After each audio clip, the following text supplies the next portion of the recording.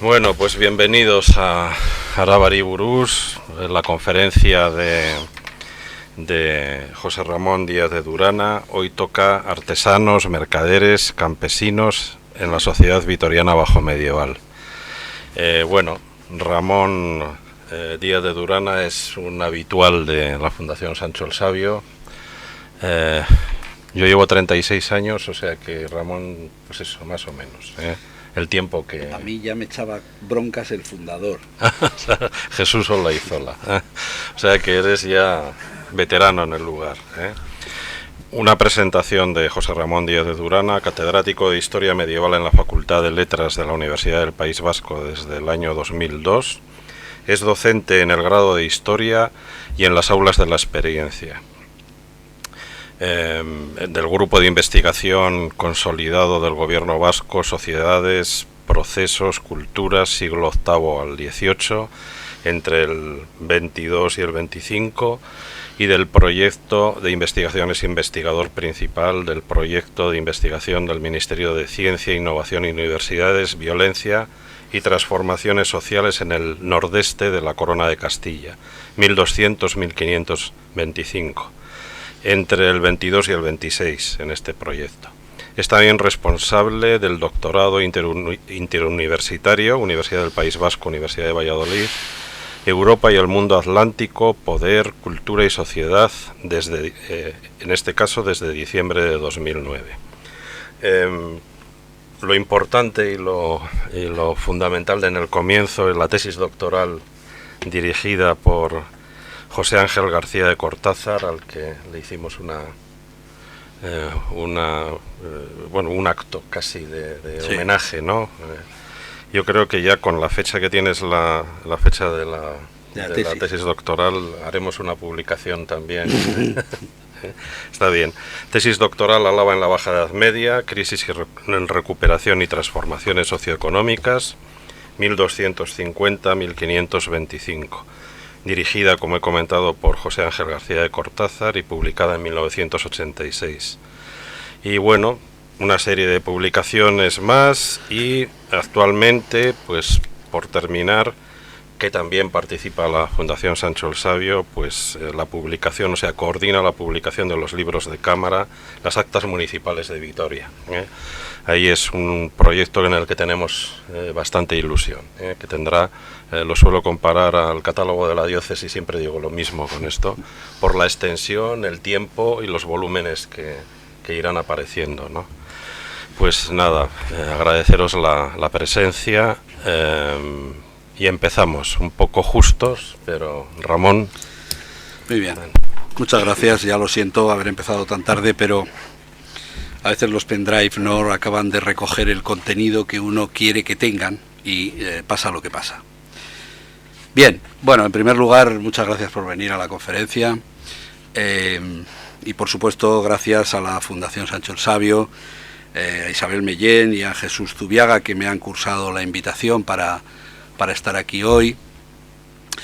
Y si me lo permiten, aprovechando que además hay aquí algunos viejos colegas, quisiera dedicarle esta convocatoria a esta señora que tienen ustedes en pantalla, Micaela Portilla, en esa imagen juvenil que, bueno, este año hace el 20 aniversario de su fallecimiento, y ella, en fin, bueno, todos lo sabemos, pero no está mal recordarlo de vez en cuando, fue una gran historiadora que con el esfuerzo y la inteligencia que tenía y con los medios a su disposición, que no son los que ahora tenemos a pesar de estos cacharros tecnológicos, realizó una aportación impresionante al conocimiento de la historia alavesa y por supuesto vitoriana, y de paso, pues como les decía, también pues a esos colegas que durante todos estos años se han dedicado también a la historia de Vitoria, y gracias a ellos yo hoy puedo hablar con algún conocimiento e incluso hacer algunas propuestas de futuro, ¿no? Normalmente cuando hablamos de una sociedad urbana, de cualquier sociedad urbana, solemos hacer una presentación de los distintos grupos sociales y, bueno, pues al final acabamos hablando un poco del conflicto, de los conflictos que enfrentaban a aquella sociedad. Lo que sucede en estos casos es que la imagen que proyectamos y la historia que contamos y el relato que ponemos encima de la mesa es un relato muy plano que apenas tiene profundidad y que no nos permite conocer como creo que debe conocerse esa sociedad. Por eso, en fin, porque a veces bien pudiera parecer que esos dominados o esos gobernantes, pues, bueno, pululaban por las calles de una ciudad como la de Vitoria, pero bueno, no se hablaban, no tenían relación entre ellos, aparentemente, ¿verdad? Cuando en realidad la tensión política y, digamos, los objetivos personales y políticos de unos y de otros estaban en juego permanentemente, y esa tensión política hacía que, bueno, se acordara, se discrepara, y cuando se discrepaba y no había acuerdos finalmente, pues se acudía a la justicia. Bueno, un poco ese es el planteamiento, ver esa sociedad desde el conflicto y desde los conflictos que mantuvieron unos y otros en una ciudad que es una ciudad de mercaderes y artesanos. En fin, yo creo que en esto ya estamos todos de acuerdo, y que además, bueno, pues tiene también otros vecinos que viven fuera de la muralla, que son los campesinos, los escuderos de las aldeas de la jurisdicción de la tierra de Vitoria. De todos ellos voy a tratar de ocuparme y voy a tratar de referirme a cada uno de esos colectivos, insisto, viéndolos o expresando cuál es su evolución desde el conflicto. Me voy a referir fundamentalmente al siglo XV, aunque me iré hacia atrás, hacia el XIV, también hacia el XVI, inevitablemente, y para esto voy a utilizar fundamentalmente la documentación del Archivo Municipal de Vitoria, por una parte, las actas municipales que, como ha dicho Jesús, y le agradezco desde su apoyo desde el inicio del proyecto, hace ya en el año 20, y también las ordenanzas municipales de Vitoria de 1487, que cualquier día de estos el profesor Munita pues acabará publicando, y como no, voy a utilizar también documentación de otros archivos nacionales y particularmente, también se lo advierto, de documentación judicial que está depositada en el archivo de la Chancillería de Valladolid. Y voy a organizar un poco mi exposición hablando en primer lugar de los labradores y de los escuderos, a continuación hablaré de los artesanos y finalmente de los mercaderes, antes de plantearles algunas conclusiones. Y, en fin, para recordarles un poco este espacio del que vamos a hablar, pues por un lado la ciudad amurallada, con sus calles, etcétera, etcétera, pero también esas aldeas que fueron incorporándose a la ciudad entre 1181 y 1332, como seguramente saben ustedes.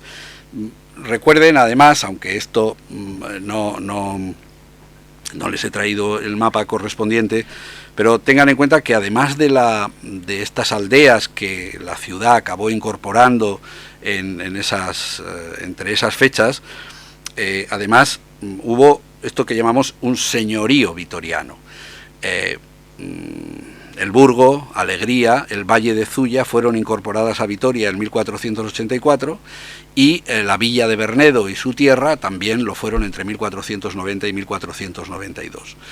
Vitoria era la única ciudad de realengo del territorio. Estamos hablando en este momento de una ciudad que rondaba entre los 5.000, en torno a los 5.000 habitantes, 6.500, 7.000, si incluimos a los vecinos de las aldeas, que hablaban, digamos, este es un tema que ahora, en fin, tratamos con más asiduidad, pero que hablaban fundamentalmente en las aldeas, suponemos que mayoritariamente la lengua vasca, pero y mientras que en una situación de bilingüismo, de diglosia, que era en la ciudad favorable al castellano.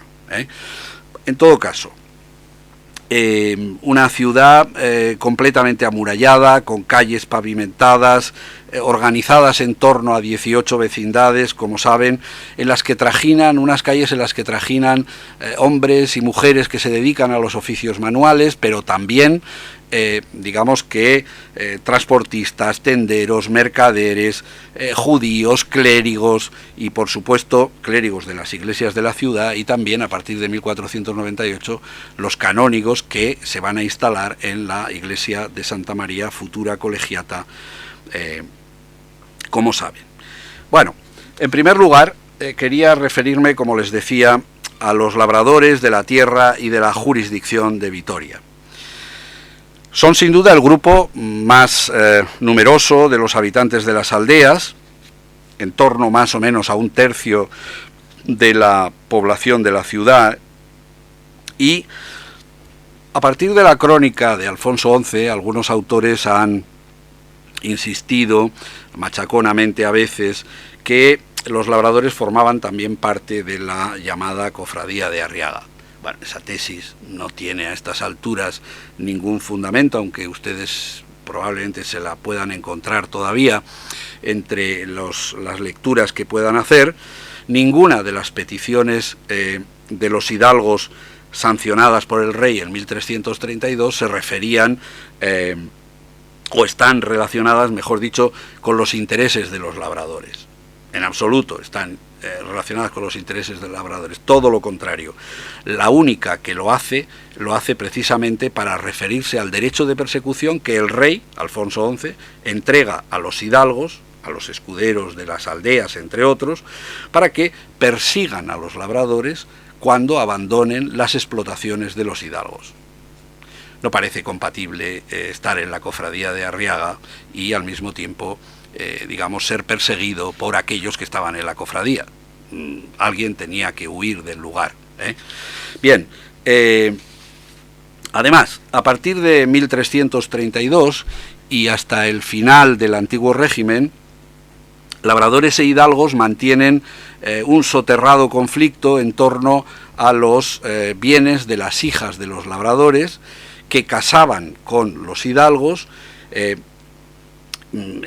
y estos trataban de aumentar su patrimonio con esta fórmula y también de sustraer esos bienes, quiero decir, a las demandas, sobre todo del fisco real, y desde ese punto de vista los labradores, desde el otro punto de vista, los labradores intentaban evitar que esa creciente carga fiscal cayera o recayera cada vez en un número menor de individuos y de propiedades, que son los que marcaban, digamos, el pago de los pechos al rey, y bueno, en esa tensión estuvieron hasta finales del antiguo régimen, como les digo, ¿no? Los labradores de la ciudad estaban organizados en, digamos, tenían como soporte una organización que finalmente acabamos conociendo como la Junta de Hijosdalgo la Junta de los Buenos Hombres Labradores de Lasarte, esta aldea situada ahí al sur de la ciudad. Bien, en el siglo XV esa organización todavía era incipiente, embrionaria, pero existía. Y además, no solamente, y en ese momento no eran los buenos hombres labradores de Lasarte, sino de Arechavaleta. Era en Arechavaleta donde se reunían en torno a la iglesia de San Juan de ese lugar los labradores, y allí, digamos, bueno, hablaban de su relación con la ciudad, de los pleitos que mantuvieron, de los que pusieron en marcha, etcétera, etcétera. Esa organización se consolida sobre todo a partir de las diferencias que mantienen, por un lado, con esos escuderos, como les he dicho antes, en esos enfrentamientos en torno a los matrimonios entre las hijas de los labradores, normalmente los más ricos, y los hidalgos, insisto, por una parte, y bueno, es una organización que demuestra la formación de una conciencia campesina que existe, y que se pone en marcha, y que pone en marcha iniciativas que, bueno, son capaces en todo momento de, digamos, interactuar con la corona, con el ayuntamiento de la ciudad, con las instancias judiciales que, bueno, van a resolver en la Chancillería de Valladolid o en la ciudad de Vitoria sus demandas, ¿no? Desde mediados de los años 20 del siglo XV, el enfrentamiento entre los labradores y la ciudad gira en torno al urundiru. El urundiru no es otra cosa que un término euskérico que registra un tributo que pagaban los labradores de las aldeas por no ir a pesar la harina en el peso público de la ciudad. Como ven, como dice la diapositiva, urundiru quieren decir dinero de la harina, digamos que la definición más precisa sería esta, ¿no? Es decir, el dinero de la harina, pero el dinero del peso de la harina, mejor todavía, ¿no? Pagaban 5 maravedís por cabeza, y eso quiere decir que lo hacían a partir de los 7 años, hombres, mujeres, niños, niñas, criados, criadas, incluso si eran hidalgos. El, digamos, titular de la casa tenía que pagar también por esos hidalgos, aunque parezca mentira.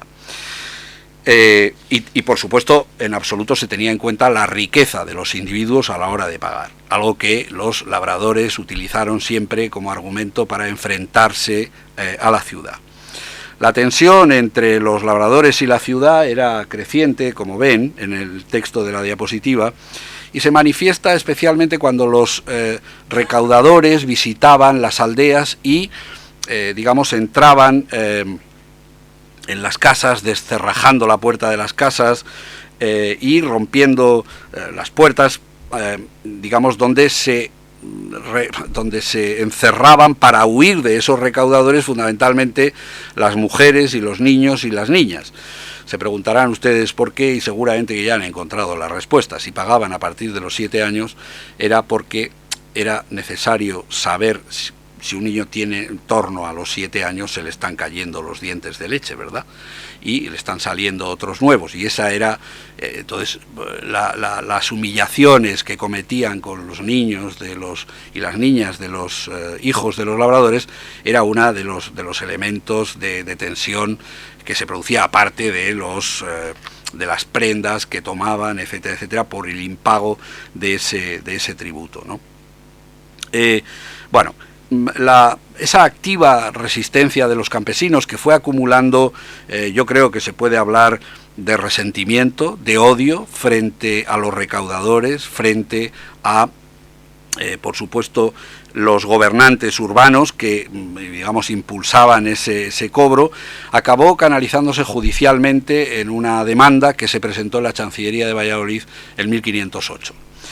En 1512 la Chancillería de Valladolid dictó sentencia en esta ejecutoria.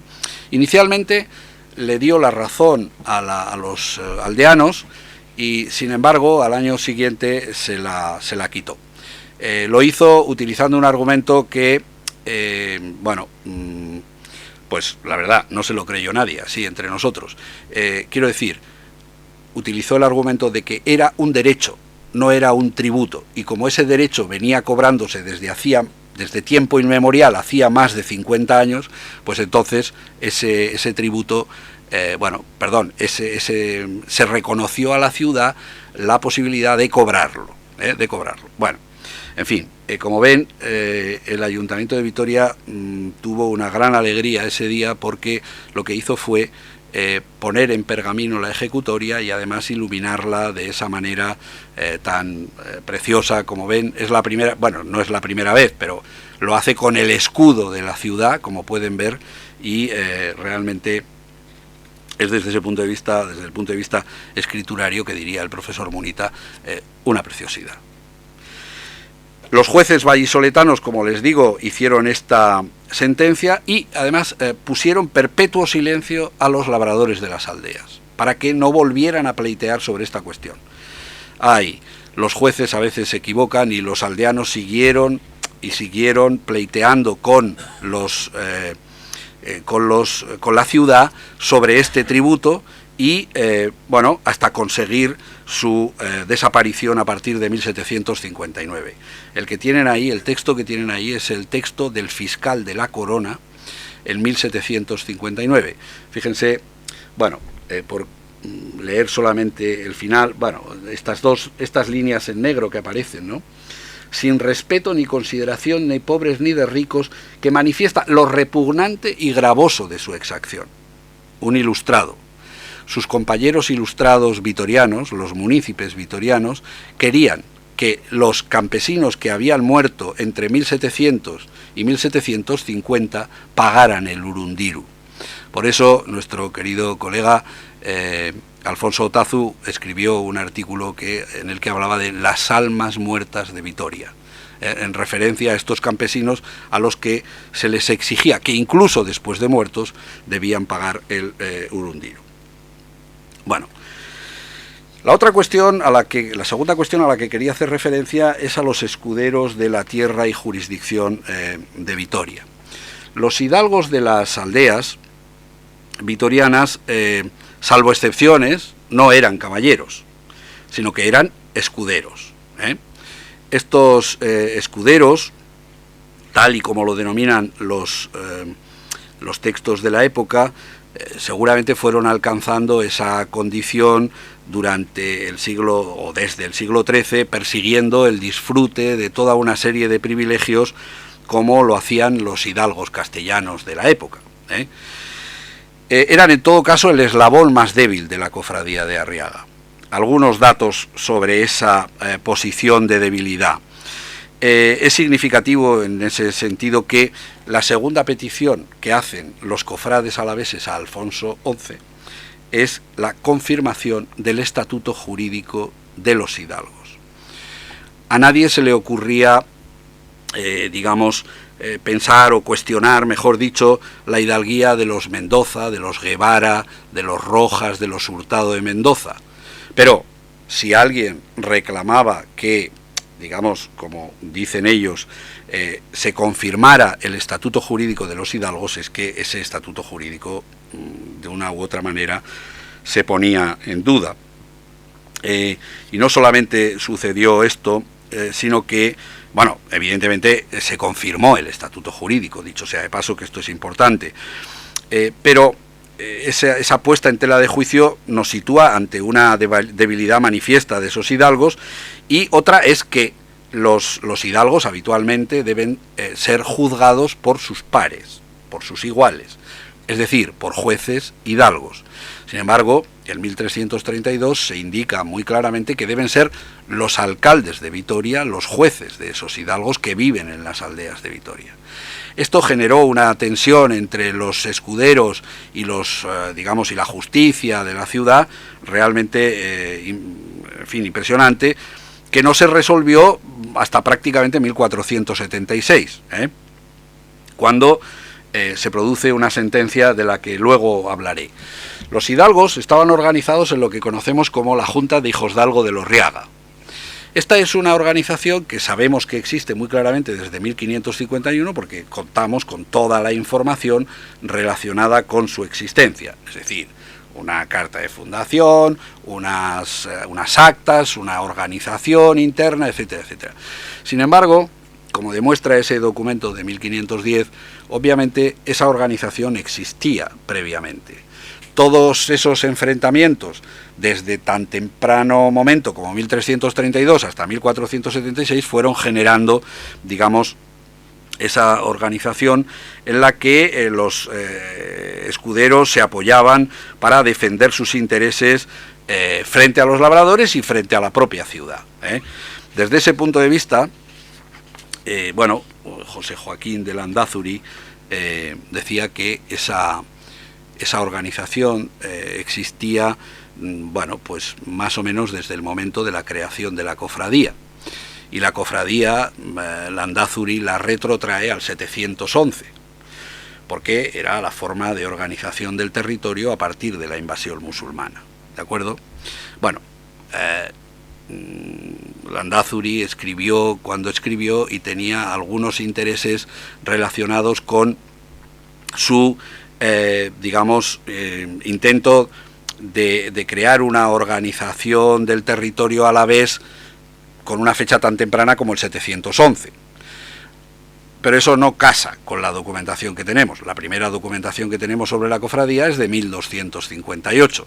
Luego parece poco razonable que existiera desde antes de esa fecha y que, desde luego, la organización de los hidalgos vitorianos al menos habría que llevársela hasta 1332, si es que a partir de entonces se fue conformando, que todos los datos apuntan en esa dirección, ¿no? Pero era una organización importante que servía para, digamos, confrontar con la ciudad, mantener un diálogo con la corona, como les decía antes en el caso de los labradores, con la ciudad, con las instancias judiciales, y que esto significaba, había que ponerse de acuerdo sobre cómo hacer estas cosas, sobre qué pleitear, sobre qué dinero se va a utilizar, porque los pleitos eran largos y costaban mucho dinero. Todo eso lo asumía esa organización, a veces muy embrionaria, pero que existía y que, digamos, funcionaba y estaba muy engrasada. Bueno, en 1476, los escuderos de las aldeas, que pugnan por sus privilegios desde 1332, se enfrentan a la ciudad, y Fernando, el católico, resuelve de una manera muy contundente, a partir de los textos que tienen ahí pueden verlo. En primer lugar, no quedó ninguna duda acerca de la contribución en los gastos concejiles de los hidalgos, en primer lugar. En segundo lugar, los escuderos de las aldeas pertenecían a la ciudad igual que los labradores. Ya no había discusión, no hubo o no debía haber discusión o ninguna discusión sobre esa cuestión, aunque ellos siguieron pleiteando, pero a partir de entonces la justicia nunca más les dio la razón, ¿no? Consiguieron, de todos modos, en 1476 algo que no consiguieron los labradores. Consiguieron una representación política en el ayuntamiento de la ciudad. En 1476 consiguieron 2 diputados, junto a los 11 de la ciudad, que se reunían en la Cámara de Oficiales, cuando así lo consideraban oportuno, y además tenían un alcalde de hermandad. Ninguna representación política para los labradores, sí para los hidalgos, sí para los escuderos de las aldeas. En todo caso, esa concesión no fue suficiente, porque los hidalgos siempre buscaban algo más, y buscaban fundamentalmente, o aspiraban, si quieren, a, digamos, mantener esos privilegios que ellos decían que venían disfrutando desde, la noche de los tiempos, ¿no? Pero fundamentalmente, si quieren que resumamos de algún modo qué es lo que querían aquí y fuera de aquí, me refiero en el Reino de Castilla, lo que querían era diferenciarse de los labradores, que esa diferencia con los labradores se mantuviera, de cualquier manera. Todo era bueno para que esa diferencia se mantuviera, ¿eh? En tercer lugar, quería referirme a los artesanos, a las gentes que practican trabajos manuales, no solamente hombres y mujeres que practican trabajos manuales y que, tienen un desarrollo importante en la ciudad, sobre todo, como vamos a ver, durante el siglo XV. Simplemente como recordatorio he puesto esta imagen de cómo los responsables de la excavación de la Catedral de Santa María ya pusieron de relieve hace muchos años, hace unos cuantos años ya, que había una potente y continuada presencia de gentes que se dedicaban a la metalurgia, a la elaboración del hierro, etcétera, etcétera. Y luego, por otra parte, por otro recordatorio más, no tengo que recordarles cuáles son los nombres de las calles de esta ciudad: herrería, cuchillería, zapatería, correría, astería, etcétera, etcétera. Y les ruego que comparen esas denominaciones con las ciudades que tenemos alrededor, y fueran grandes o pequeñas, ya verán ¿cuál es la diferencia fundamental? De la calle del medio y de la calle de arriba y de la calle de abajo pasamos a la herrería, a la cuchillería, a las distintas denominaciones que se refieren a oficios artesanales y que desde luego en el 15 ya estaban eran perfectamente reconocibles, aunque a veces se les denomina, en fin, de otro modo, pero esa es la denominación fundamental. Bueno, muy brevemente, les he construido este cuadro utilizando informaciones de Ernesto García y de distintos documentos que hablan de este tema. Por un lado, las ordenanzas de 1423, de las que luego les hablaré, las actas de 1428, hay un texto sobre la cofradía de Nuestra Señora del Cabello, donde aparecen cofrades, hay padrones de 1537-38 que estudió Ernesto García Fernández, y hay también un padrón de 1578 que es el que nos ofrece mucha información o una información más cuantiosa.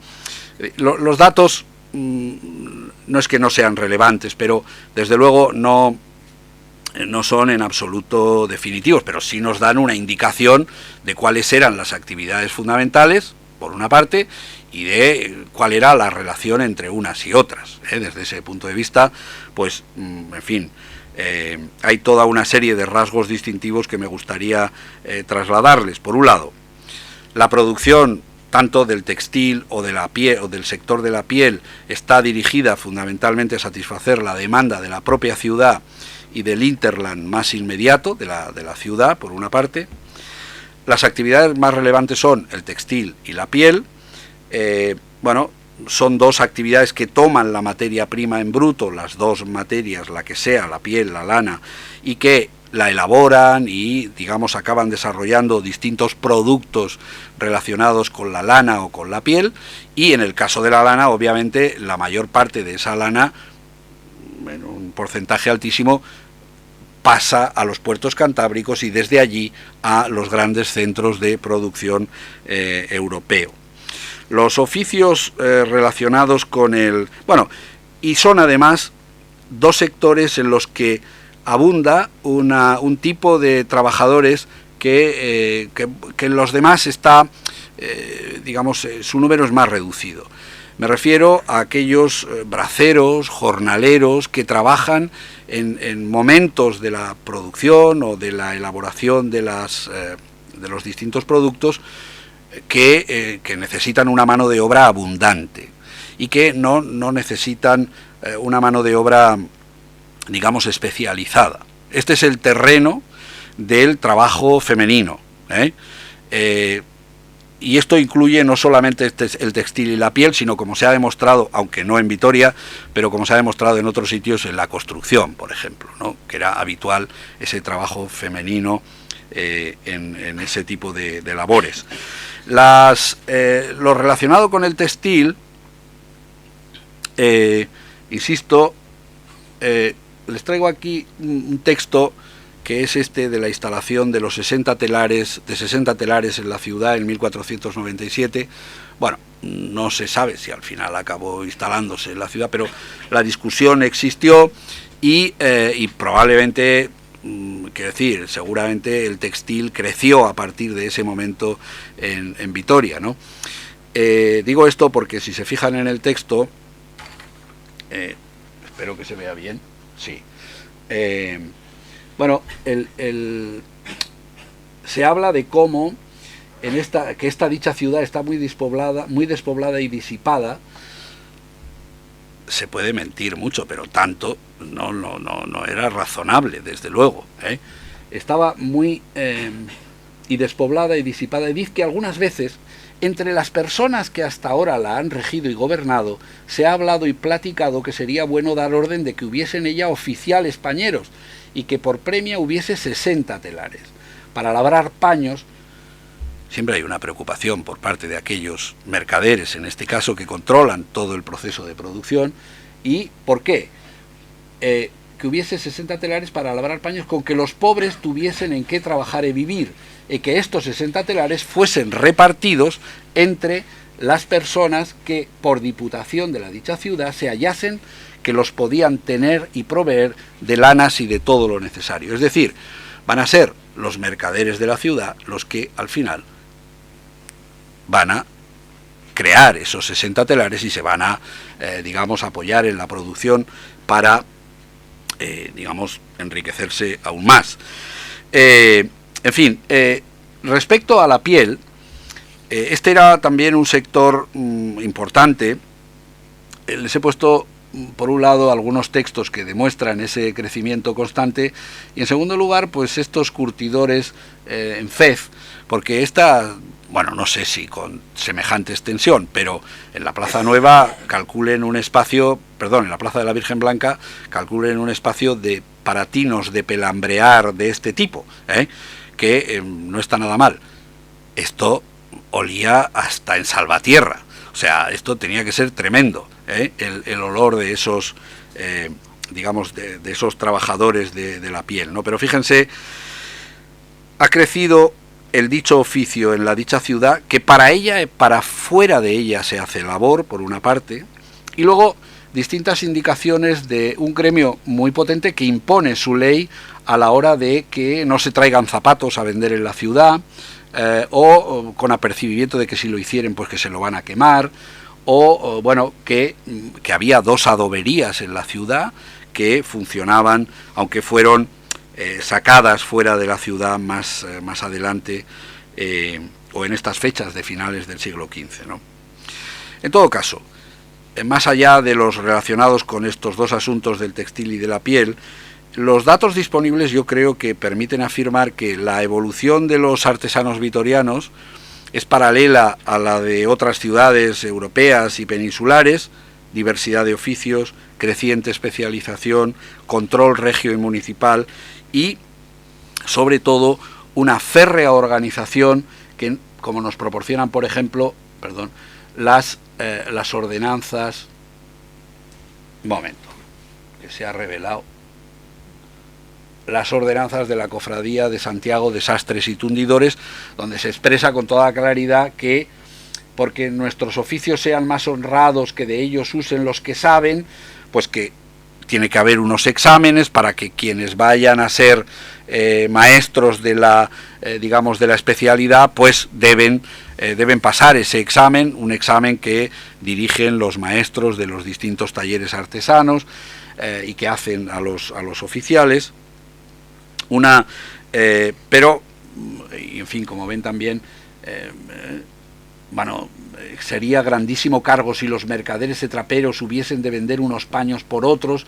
Ordenamos que cualquier mercadero trapero, o otro de sastres y oficiales que nos, siendo ni habiendo el dicho oficio, non lo siendo ni sabiendo el dicho oficio, discurren e andan en las aldeas y lugares de la tierra y jurisdicción y hacen muchos engaños a la, digamos, a las gentes de esas aldeas, vendiendo cosas que no han producido ellos y que son las que tienen, por supuesto, la calidad que ellos atribuyen, ¿no?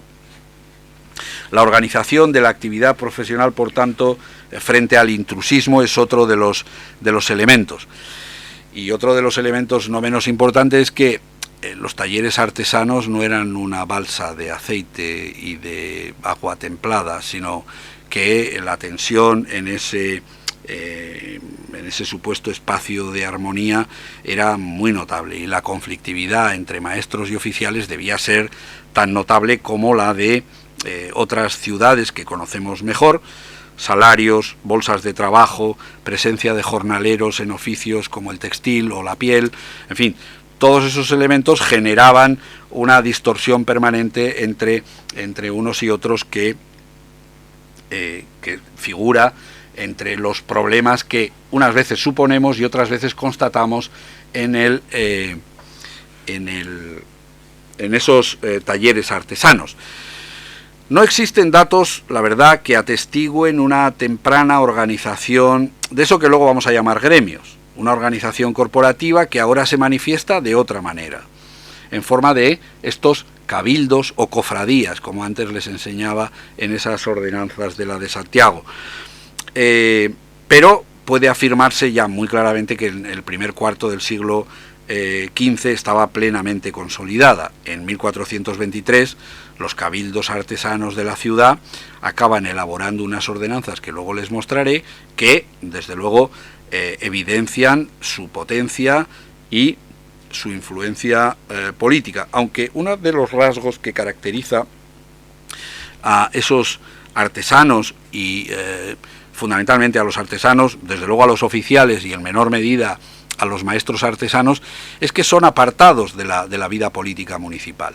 No tienen una representación en el ayuntamiento, o esa representación es muy reducida, como veíamos en el caso, por ejemplo, de los labradores.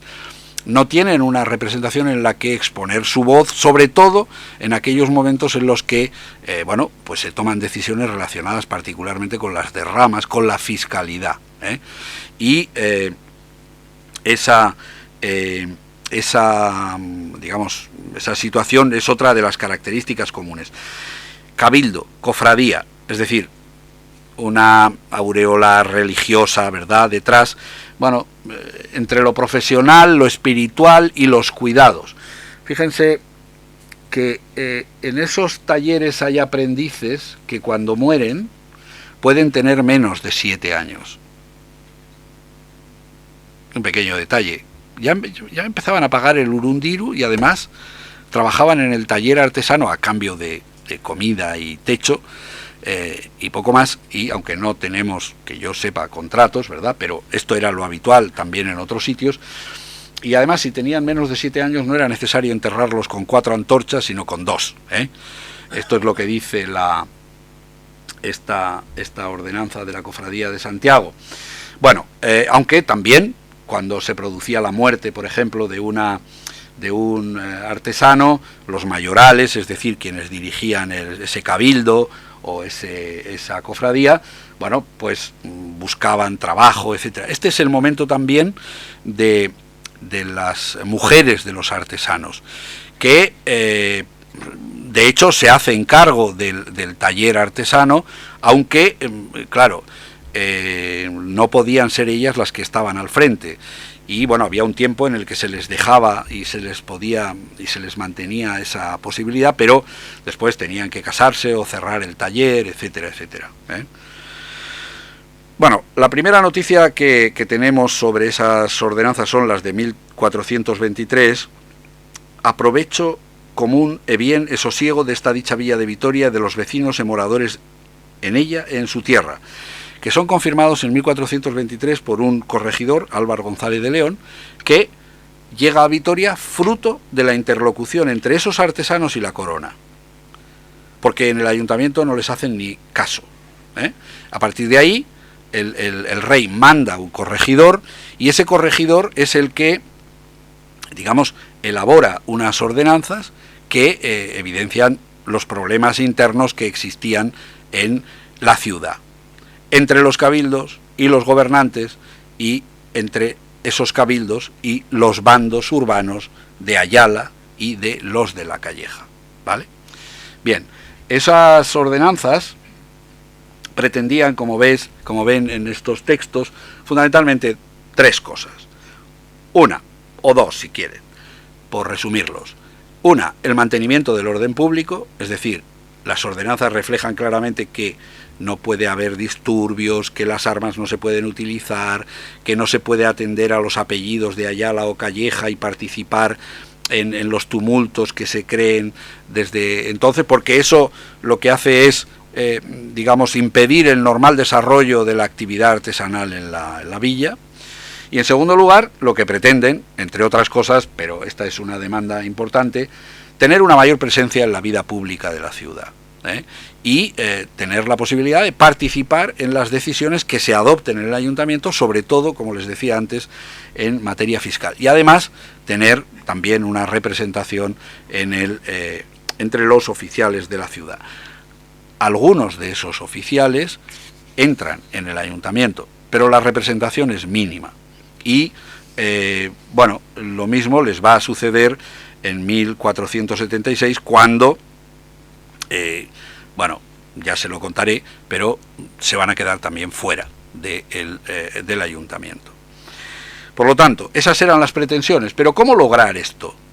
¿Cómo lograr impedir que se participen los tumultos, etcétera, etcétera, y que además, bueno, se les haga caso en otras materias, pues ellos van a utilizar algo que utilizaron, digamos, estas organizaciones que luego llamaremos gremiales a lo largo de todo el antiguo régimen, que no es otra que el corporativismo gremial. Es decir, nadie, por cierto, se fijan en esas ordenanzas de 1423, después suelo hacer un concurso a ver quién es capaz de leer algo. Solamente Ernesto y yo hemos podido leerlas porque a Munita no se las he dejado ver, pero en fin, es un asunto complicado, pero son unas ordenanzas impresionantes. Esta es la primera hoja que no se lee casi nada, pero luego se lee, no hay problema, no hay problema. Utilizan el corporativismo gremial. Fíjense, ninguno ni algunos oficiales de los dichos cabildos, ni algunos de ellos, no sean osados de hacer vecindad, ni dar labor ni jornal a aquellos que no juren las ordenanzas. Es decir, si no se juran las ordenanzas y por tanto se acepta que no se puede participar en los tumultos, etcétera, etcétera, nadie te va a dar trabajo ni jornal. Y eso se dirige claramente desde los mayorales de esos que dirigen los cabildos artesanos o esas cofradías, como quieran denominarlas. El corporativismo gremial es un arma, en fin, de destrucción masiva de todo aquello que no interese a los cabildos artesanos. En todo caso, no es el único conflicto que enfrenta a los cabildos con la ciudad, con los gobernantes de la ciudad.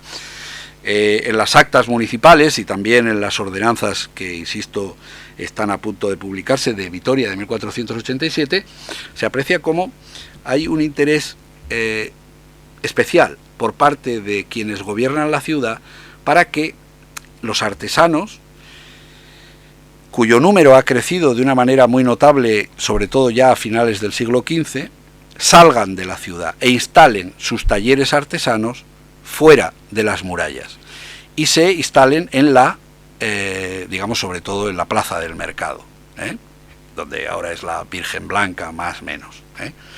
Bueno, evidentemente, si la élite de la ciudad, si los mercaderes de la ciudad no querían que los artesanos salieran y se instalaran en una zona cuyo control inmobiliario, digamos, ahora que tenemos a un gran especialista en los asuntos inmobiliarios en la presidencia de Estados Unidos, pues ese control de, digamos, de esos intereses inmobiliarios hace que la ciudad reaccione frente a ellos y les impida reiteradamente. Estas ordenanzas son de 1487, pero ya desde 1480 o 79 ya empiezan ese tipo de recomendaciones y no van a terminar hasta mediados del siglo XVI, en el que la prohibición no.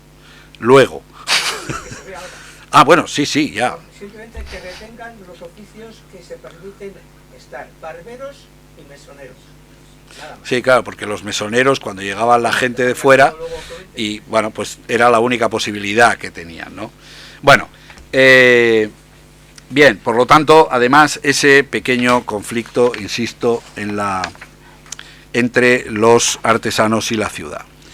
Y para terminar, quisiera referirme a los mercaderes, que son, digamos, el sector menos numeroso, claro, pero el sector más poderoso. Son los más ricos y quienes controlan también políticamente la ciudad. Su riqueza procede obviamente del comercio interior, del comercio internacional, y acaban conformando una oligarquía en la que las alianzas políticas y los intereses económicos, como siempre, acaban, digamos, forjándose y engrasándose a través de alianzas de parentesco. Ernesto García publicó este texto del matrimonio entre una señora que se llamaba María Martínez de Iruña y Angevín Sánchez de Maturana, Este es un texto de 1408. Angelín Sánchez de Maturana es uno de los líderes del bando de la Calleja. Y lo que ha hecho Ernesto es demostrar con este texto que se pueden casar Capuletos y Montescos, que los Iruña y los Sánchez de Maturana, que pertenecían a bandos diferentes, pero tenían intereses muy comunes, se casaron. Esto lo que fue generando es claramente una densa trama de relaciones de parentesco que va dando consistencia a esos grupos que, aunque siguen siendo un grupo minoritario, pero, insisto, sus intereses son comunes y acaba notándose especialmente entre los mercaderes más ricos de la ciudad. Es verdad, de todos modos, que salvo en el caso de Diego Martínez de Álava y Pedro Martínez de Álava, que son hermanos, Diego es el diputado general y Pedro Martínez de Álava un gran mercader de lanas, por ejemplo, que tenía lavaderos de lana en Soria.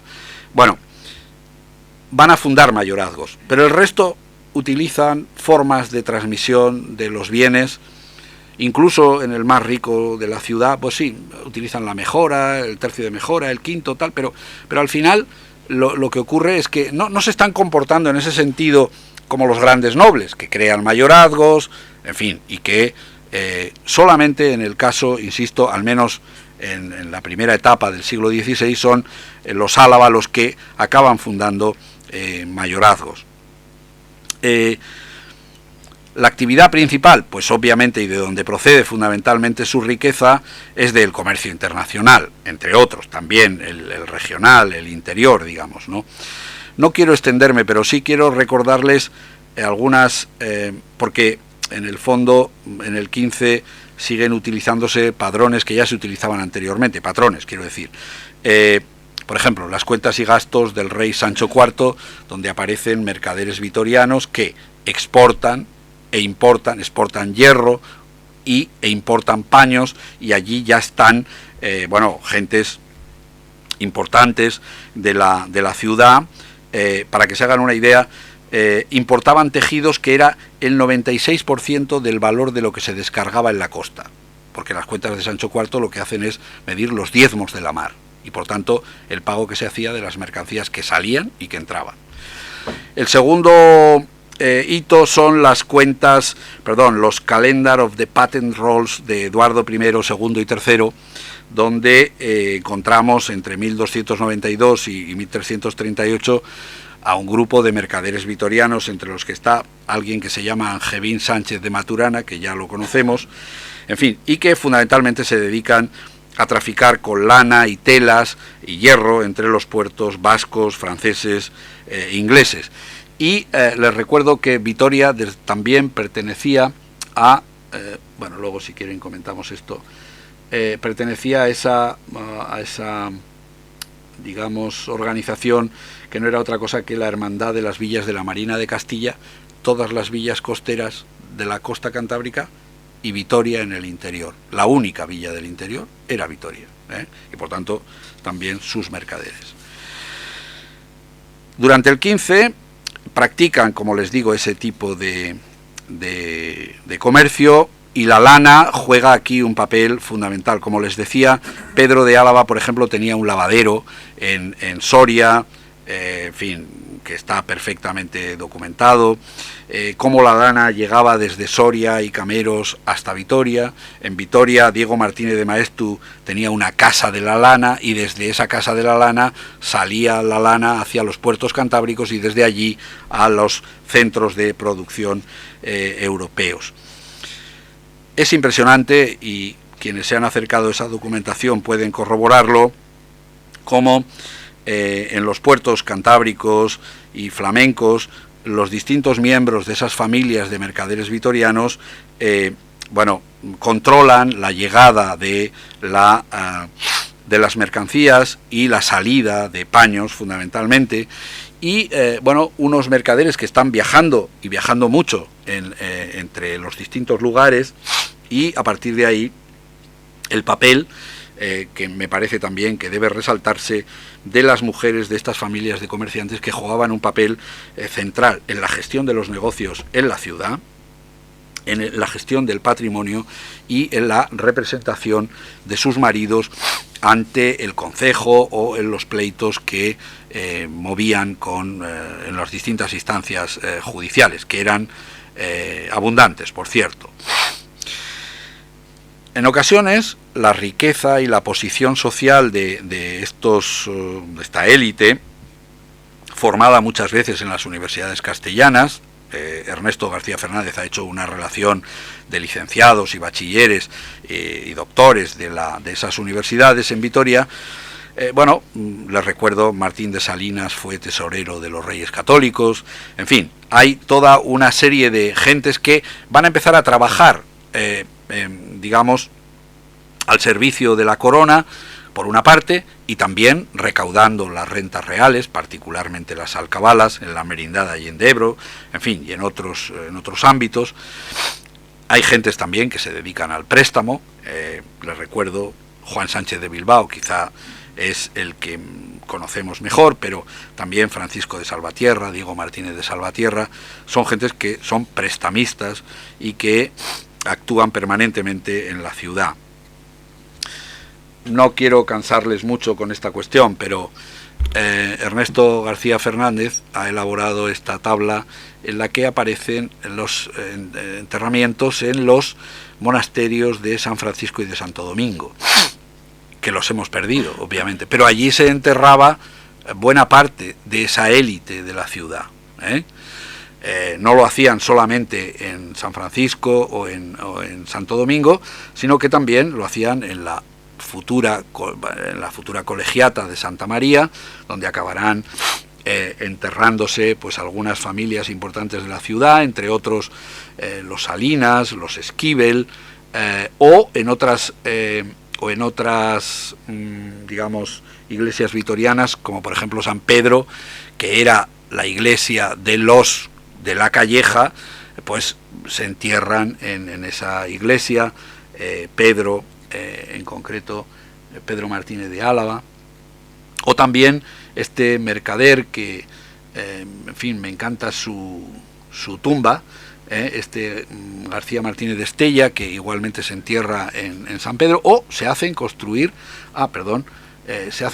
esas laudas al estilo de los mercaderes flamencos y bueno, o cantábricos, ¿verdad? En Bilbao o en otras villas de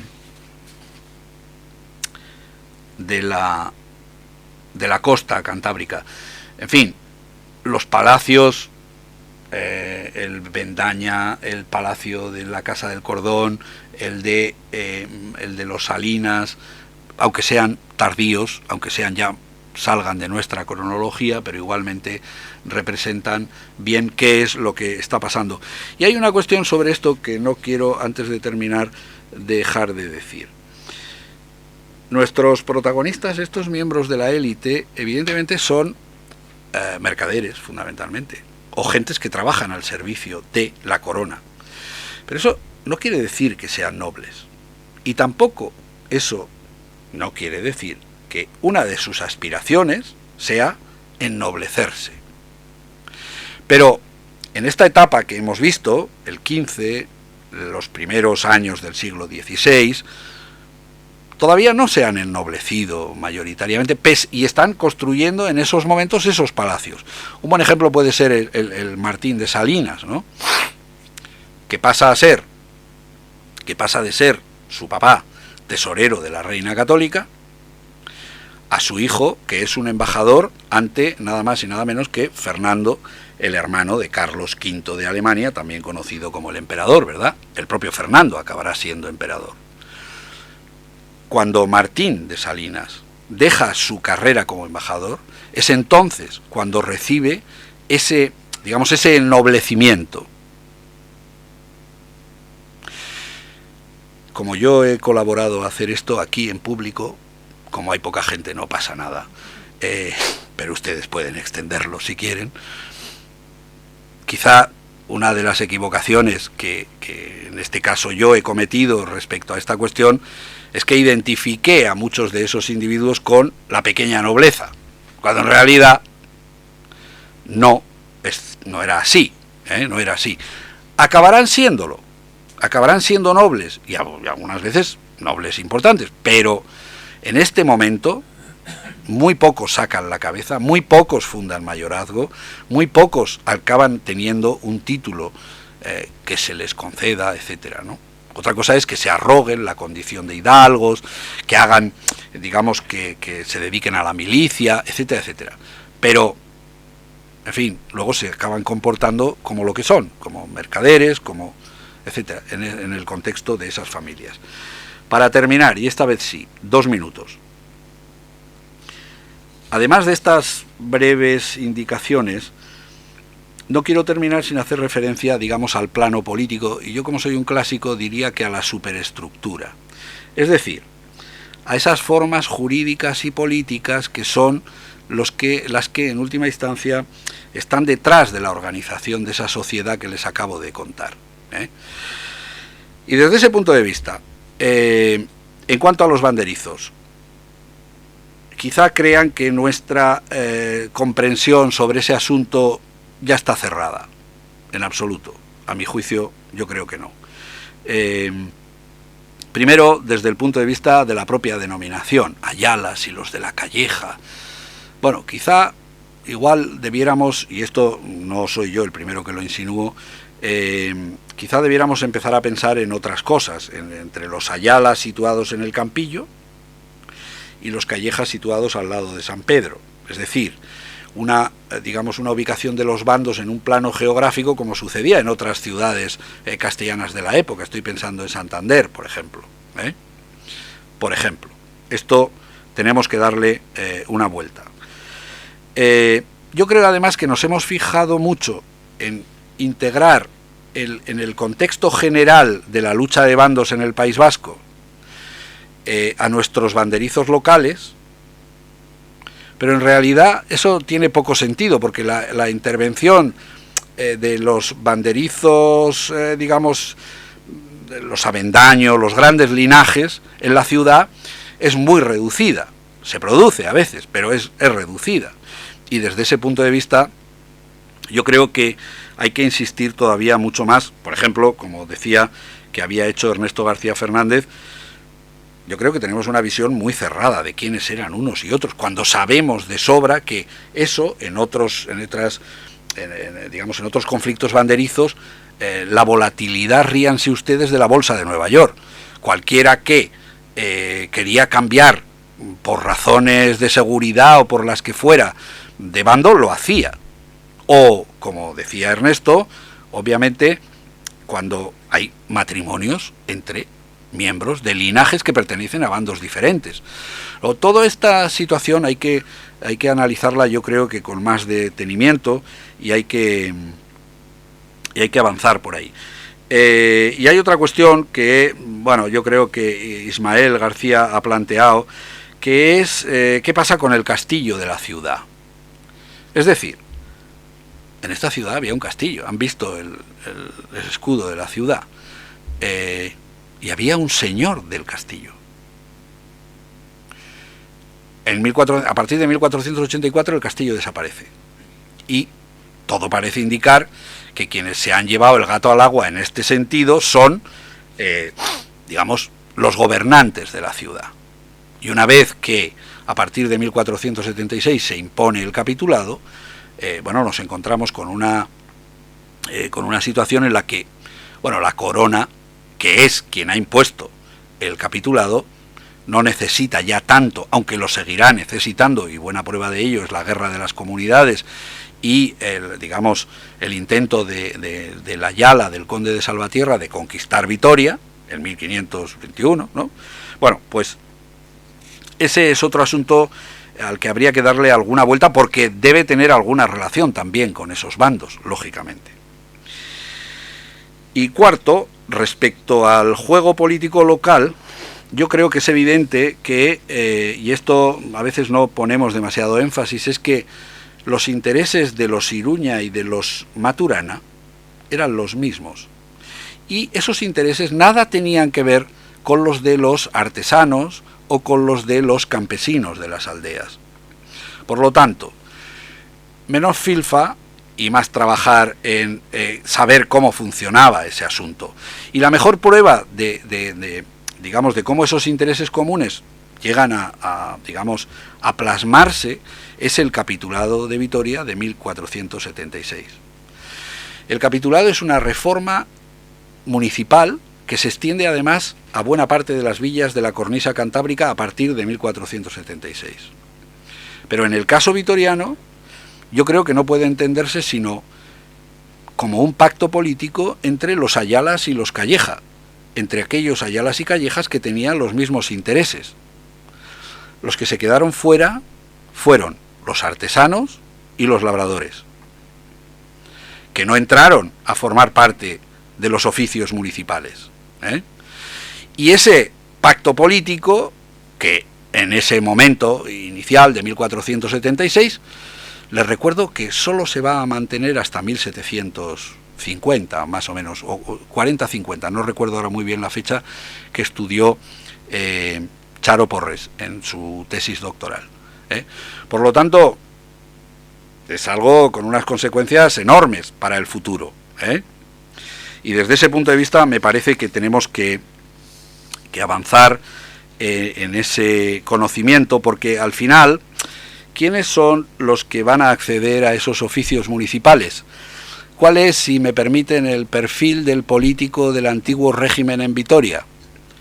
Pues los vecinos o un vecino, no vecina, rica, abonado, de buena fama y conversación, que se puedan hallar en la ciudad. Esos son los que van a gobernar en la ciudad, como bien saben.